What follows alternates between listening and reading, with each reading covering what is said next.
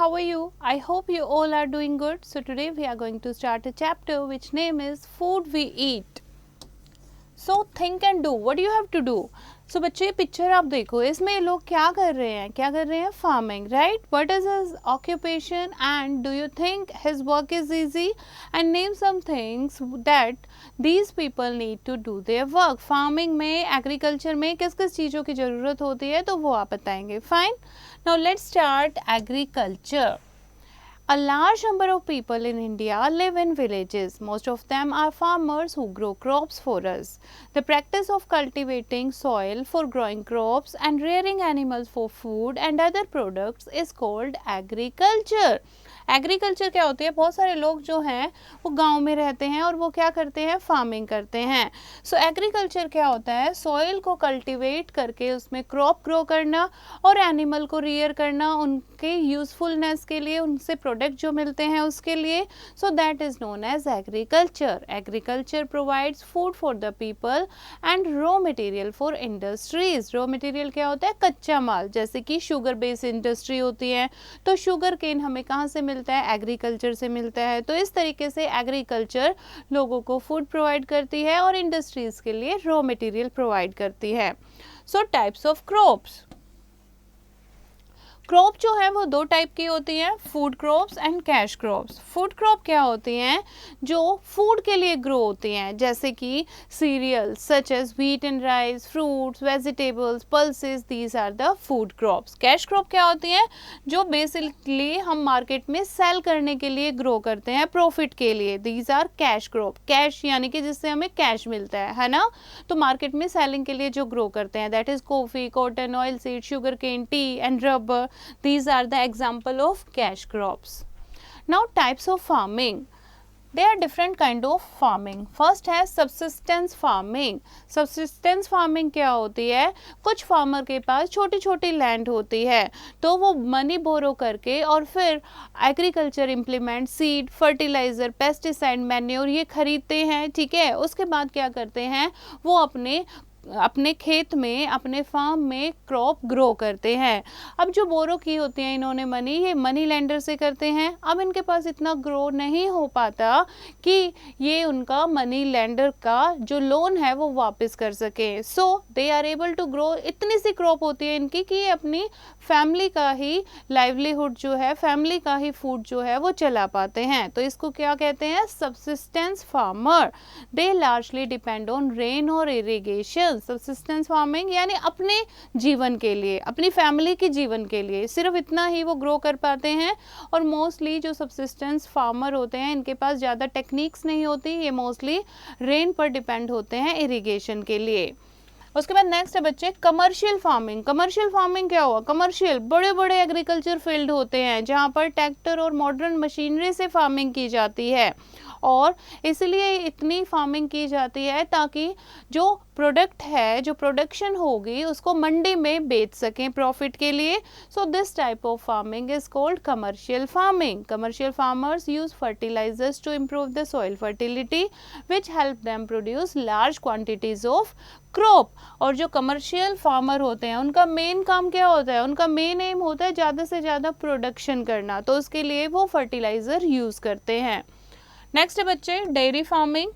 The farming that involves rearing of cows and buffaloes for the milk and dairy product, उसको dairy farming कहते हैं. Poultry farming. The farming that involve rearing of poultry bird जैसे हैन, duck और गीज, जो egg और meet जिनसे मिलता है, this is poultry farming. Next is mixed farming. कुछ फार्मर जो हैं वो बड़े बड़े खेतों में बहुत सारे क्रॉप एक साथ ग्रो करते हैं और एनिमल को भी रियर करते हैं. So this is called mixed farming. And do you know farmers who cultivate fish, उसको कहते हैं पिसीकल्चरिस्ट. एंड फार्मर्स जो सिल्क वॉर्म को रियर करते हैं that is sericulturist. And farmers who cultivate fruits that are called horticulturist. Right. Now things needed by a farmer. एक farmer को क्या चाहिए होता है? फार्मर को सबसे पहले क्लाइमेट और फर्टाइल सॉइल चाहिए होती है क्रॉप को करने के लिए. उसके अलावा good quality of seed, modern farm machinery, good irrigation facility और प्रॉपर फर्टिलाइजर एंड पेस्टिसाइड से उनके इल्ड जो है यानी कि क्रॉप की प्रोडक्शन जो है वो अच्छी होती है। नाउ सबसे पहले हम बात करते हैं सीड्स की। फार्मर्स को क्या चाहिए बच्चे, गुड क्वालिटी सीड्स चाहिए होती है ताकि उनकी प्रोडक्शन अच्छी हो सके।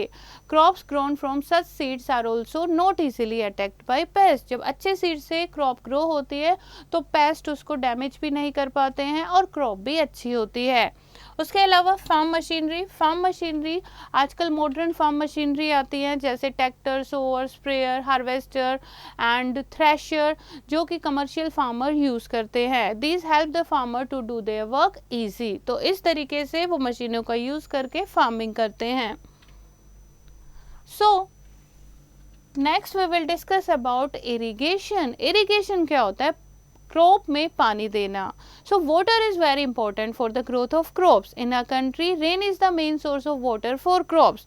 लेकिन कई बार क्या होता है, कम रेनफॉल होती है या रेनफॉल नहीं होती तो फार्मर क्या करते हैं, मैन मेड सोर्सेज से अपने क्रॉप को इरिगेट करते हैं। So this is called irrigation. जैसे ट्यूबवेल के थ्रू इरिगेट करते हैं, ठीक है, ट्यूबवेल से पानी आता है, छोटी छोटी कैनल बना देते हैं और इस तरीके से अपनी क्रॉप को इरिगेट किया जाता है।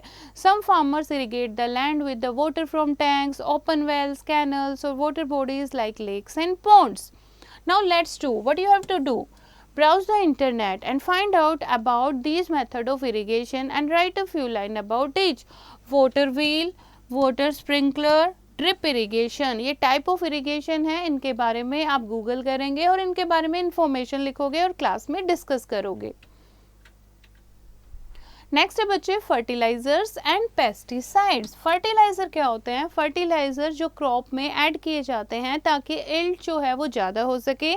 मोस्ट प्लांट्स नीड मैन्योर और animal dung. These are the best fertiliser because they are natural, right. आजकल केमिकल फर्टिलाइजर भी आते हैं जिससे क्रॉप तो अच्छी हो जाती है लेकिन फर्टिलिटी जो है वो सॉइल की कम हो जाती है। और पेस्ट से, क्रॉप को पेस्ट से बचाने के लिए जो केमिकल स्प्रे यूज़ किया जाता है उसको क्या कहते हैं, pesticide. It is very important that farmers use chemical fertilizers and pesticides in small quantity as they can badly affect the quality of soil if used in large quantities, and these chemicals are also harmful for the health of farmers. So बच्चे this is the answer of कि जो fertiliser ज़रूरी होते हैं, ठीक है, और pesticide भी ज़रूरी होते हैं लेकिन वो हमें ज़्यादा यूज़ नहीं करने चाहिए। So what is the drawback, क्योंकि इससे क्या होता है, सॉइल की फर्टिलिटी जो है वो कम हो जाती है और दूसरा फार्मर की हेल्थ के लिए भी ये केमिकल हार्मफुल होते हैं। फाइन। Now compost. कंपोस्ट क्या होता है, कंपोस्ट एक नेचुरल फर्टिलाइज़र होता है। तो हम नेचुरल फर्टिलाइज़र जो है उनका यूज़ कर सकते हैं। तो कंपोस्ट जो है वो प्लांट और एनिमल मैटर के डिकम्पोजिशन से बनता है। How the government help farmer. अब फार्मिंग, एग्रीकल्चर जो है वो हमारी मेन ऑक्यूपेशन है इंडिया की। तो गवर्नमेंट जो है फार्मर को हर तरीके से हेल्प पहुंचाना चाहती है। In 1968, the government of India took an initiative to increase the production of food in the country to meet the needs of our growing population. So, good quality seeds, modern tools, better irrigation facilities, fertilizers and pesticides were made available to the farmers. This helped the farmers to produce large quantities of wheat and rice that could easily feed the entire population of the country.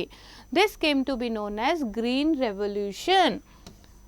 1968 में जब India की population बढ़ने लगी तो government ने farmer को बहुत सारी हेल्प की, उन्हें अच्छी क्वालिटी के सीड प्रोड्यूस कराए, इरिगेशन फैसिलिटीज़ प्रोवाइड कराई, फर्टिलाइज़र, पेस्टिसाइड, मॉडर्न टूल ये अवेलेबल कराए ताकि अच्छे से प्रोडक्शन हो सके और हमारी पॉपुलेशन को फीड कर सके। And this was called green revolution, right.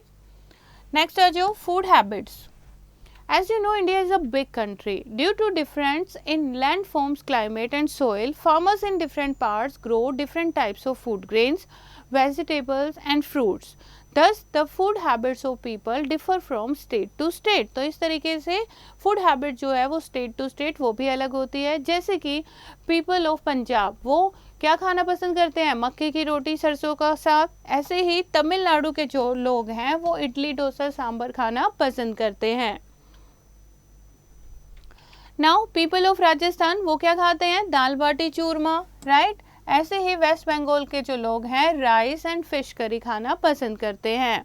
So the food habits of young people are changing nowadays. Children and even adults love to eat more junk food.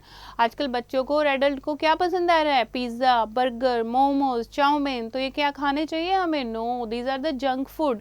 हमें इन्हें अवॉइड करना चाहिए. Next is food shortage. Food shortage क्या हो जाता है? खाने की कमी हो जाना. कई बार क्या होता है? ड्रोट के कारण, यानी सूखा पड़ जाता है, बारिश नहीं होती. और कई बार क्या होता है? फ्लड आ जाती है ना, तो पूरा खेत जो है वो पानी में भर जाता है. तो ऐसी कंडीशन में क्या होता है? क्रॉप जो है वो पूरी डिस्ट्रॉय हो जाती है. सो इस टाइम में क्या होता है? जो सामान बचा है, गवर्नमेंट के पास जो बचा है, उसके रेट एकदम से बढ़ जाते हैं क्योंकि खाना कम है, लोग ज़्यादा हैं. तो जो पुअर पीपल हैं वो उसे अफोर्ड नहीं कर पाते. And then there is an extreme shortage of food. It is called a famine. और उस टर्म को क्या कहते हैं? जब ज़्यादा ही शॉर्टेज हो जाती है तो that is called famine.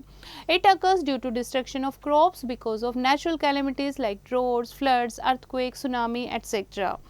When food grains are not stored properly in warehouses before they are sold, used or sent out to shops, they get spoiled. This cause shortage of food. और किस कारण होती है shortage of food? Warehouse में जब food grain को cell करने से पहले उसे स्टोर किया जाता है तो कई बार उसे अच्छे से स्टोर नहीं किया जाता, जिससे वो ख़राब हो जाती है. तो इससे भी क्या होगा? फूड तो आपका चला गया ना, फूड तो आपका ख़राब हो गया, तो इससे क्या हो जाएगी? फूड की शॉर्टेज हो जाएगी. Now, artificial shortage of food is also created. This happens when enough food is produced but it is not released in the market to make the prices high. Traders hoard the food grains and make more money by selling it at substantially higher rate. और ऐसे time में क्या होता है? Artificial shortage की जाती है food की. ठीक है, उस टाइम पर ट्रेडर एकदम से प्राइस हाई करने के लिए फूड को स्टोर कर लेते हैं और जब उसकी शॉर्टेज हो जाती है तो उसको ज़्यादा रेट में बेचते हैं. So do you think it is right to store food grains and let it even rot when people are starving at the other end? क्या ये ठीक होता है कि फूड जो है, फूड को आपने होल्ड कर लिया है, स्टोर कर लिया है ना, खाने फूड की शॉर्टेज नहीं है, फिर भी आपने उसको होल्ड कर लिया है और वो ख़राब हो जाए लेकिन लोगों को ना मिले? क्या ये ठीक है? तो ये आप डिस्कस करेंगे. This is very wrong, right? Now next is public distribution system. Food is the basic need of every human being. So, through its public distribution system (PDS), the government buys wheat, rice, and sugar from the farmers and makes these food items available to the poor people through ration shop. इसके लिए क्या होना चाहिए? Ration card होना चाहिए और फिर जिसको भी जितने मेंबर हैं फैमिली में लोअर प्राइस पर उसे फूड ग्रेन और अदर नेसेसरी चीज़ें जो हैं वो दी जाती हैं. सो बच्चे, this is the chapter. Now revise the chapter. The practice of cultivating soil for growing crops and rearing animals for food and other products is called agriculture. Crops are of two types, food crops and cash crops. Different types of farming are subsistence farming, commercial farming, poultry farming, dairy farming and mixed farming.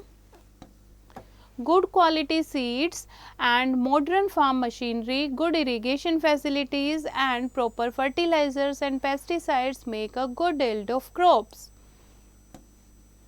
Fertilizers are added to the crops to increase the yield, and the food habits of people differ from state to state.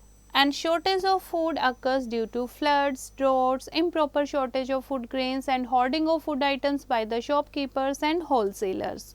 So this is the chapter. I hope you have understood the chapter. You have to read it once again and do the practice of exercise yourself.